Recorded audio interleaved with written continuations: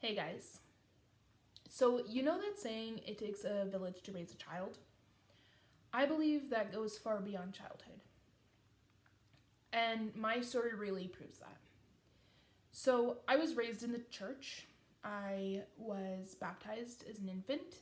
I did catechism classes. And when I was 18, I professed my faith. And I didn't do it because I had really internalized what that meant, but more because that was what was expected, and everybody else in my class did it. And so when I moved to university, I didn't think that I needed a church community, and I didn't think that I needed to attend church to be a Christian. And all through this time, I still would have called myself a Christian. I still believed in God. I still believed in Jesus Christ. I still believed in what he did for us. I just wasn't living the lifestyle that went along with that. I wanted to party. I wanted to make choices that weren't that great. And honestly, choices that I knew that if I had a church community behind me, they probably would not approve of. So, yeah, I honestly didn't think I needed a church community to be a Christian. And so I made some really poor choices because I didn't have anybody to hold me accountable. I made poor choices in my schooling. I made poor choices with friends, with relationships, and that led me down a really, really dark path. To the point where when I was 24, I was dating this guy. And he had a lot of depression, and he had a lot of other issues. And some of those things included drugs and alcohol. And unfortunately, I didn't have anybody telling me that that was not the wisest decision or that I shouldn't be doing that. So, yeah, a lot of those choices that he was making, I was making too. And then he cheated on me with my best friend. And that unfortunately led to me losing my friends. It led to me losing him. And at the time, my family was moving, so I had nobody to support me, and I felt alone. But I remembered how much the church had supported my family when we first moved to Canada. And I knew that I could rely on a church community to be there for me. And I knew that I needed a support system. So I came to this crossroads in my life where I could either continue with the decisions that I had been making, or I could go back to church and I could seek that community and the support that came with it. So one night, I decided I was going to find a church, and I really didn't know how because I hadn't gone to a church in Edmonton.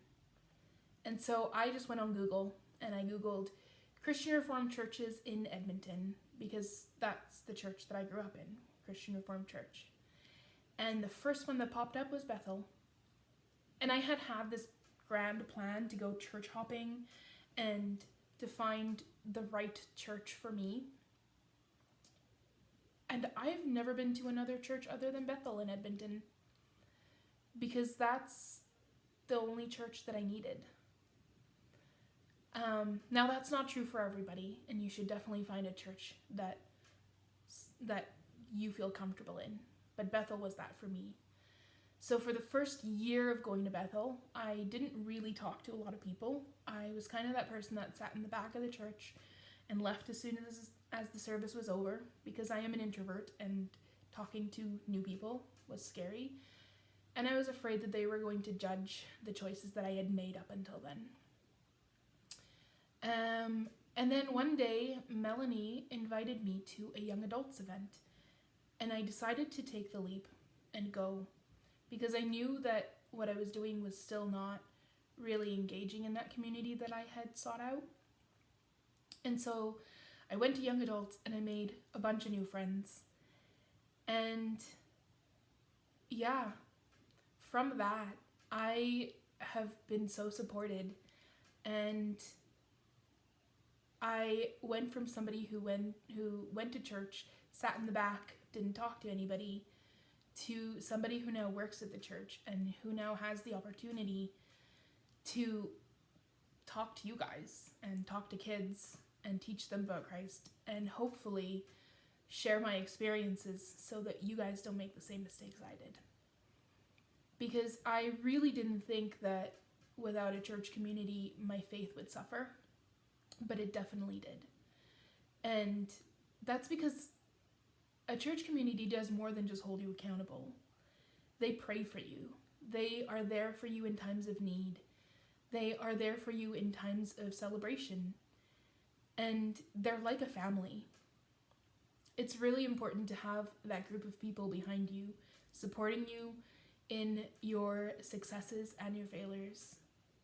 And I didn't realize how important that was until I didn't have it, until I came to this point in my life where if I didn't have it, I don't honestly know where I would be now.